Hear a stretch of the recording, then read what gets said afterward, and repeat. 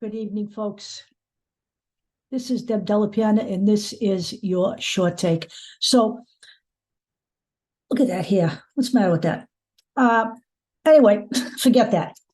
I'm talking to the women out there tonight. Not just the women, because I do fully understand that there are many male allies out there when it comes to a woman's right to choose, and I want to acknowledge that right now. But I am primarily addressing this to women because it's primarily a woman's issue, but I do want everybody listening. Donald Trump, we all know who he is, right? We do.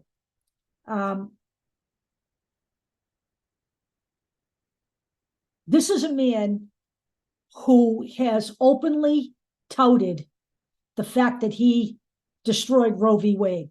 He is a man who promotes this on a daily basis.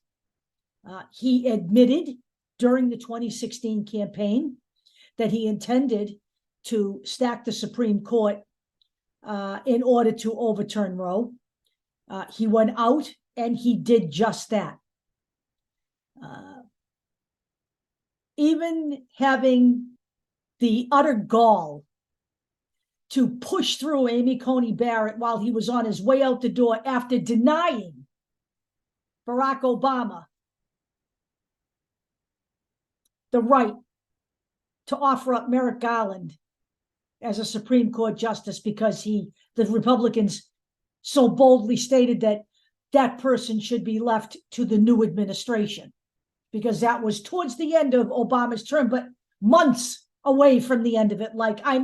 10 months away, they stopped this process. But when it came to Trump's turn, they rammed that through practically during the election. So he overturned Roe v. Wade, and he had planned to overturn Roe v. Wade by pandering to the Christian right.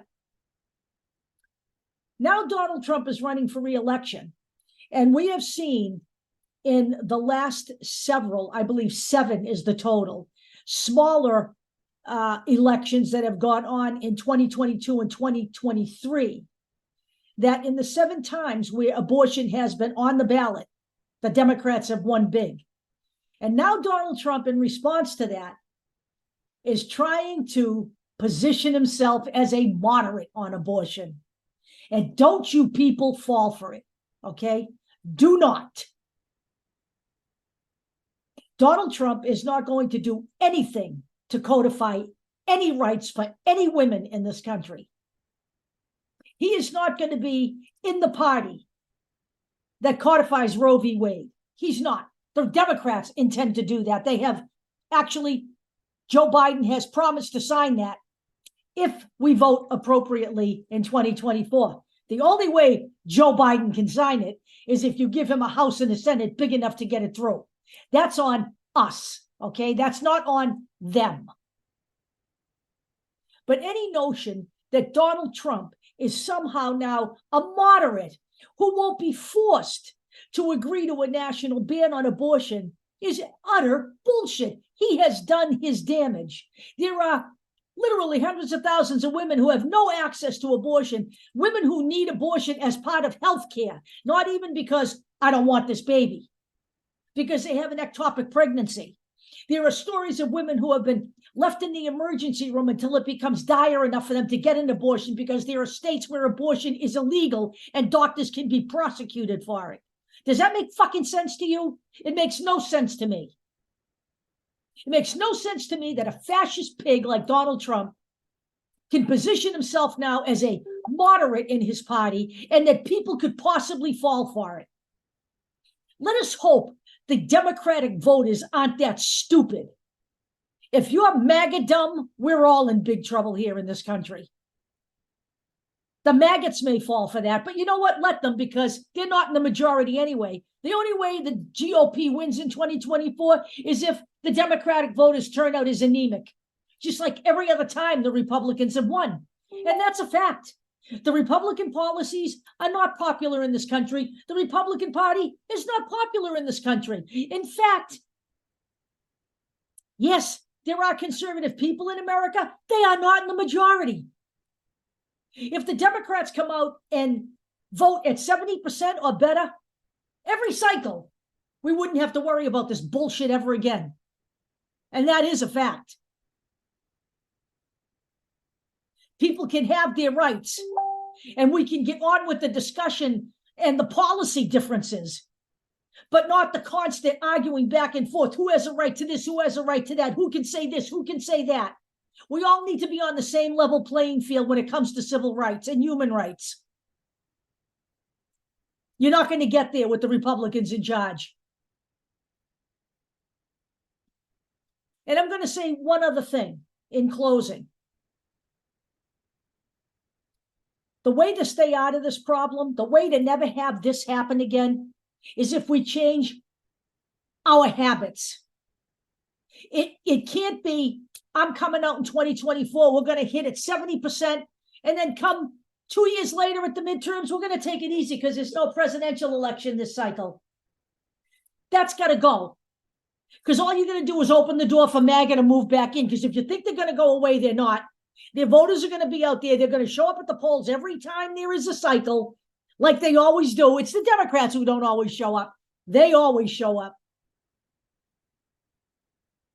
You can't go back to being lazy. This needs to be a pattern change. It needs to be a habit change. Voting needs to become habit forming. You need to look forward to the next election so that you can keep this country free, so that women have freedoms, so that people of color have freedom, so that the LGBT community can walk down the street without being harassed, harangued, insulted, so that they can't be thrown out of the school system, so that books aren't banned, so that we don't have people walking around with semi-automatic weapons blowing people away every time they get pissed off at something. All of this has to change, and that change starts with the voters. That's the way this works here in a democracy. And democracy, my friends, is the only thing on the 2024 ballot that means anything. Because if you think there are any solutions in fascism, you ought to take a look around the world now. Because there are plenty of fascists in office. And there's one intent on becoming president here. And we are the only barrier to that happening is the voters.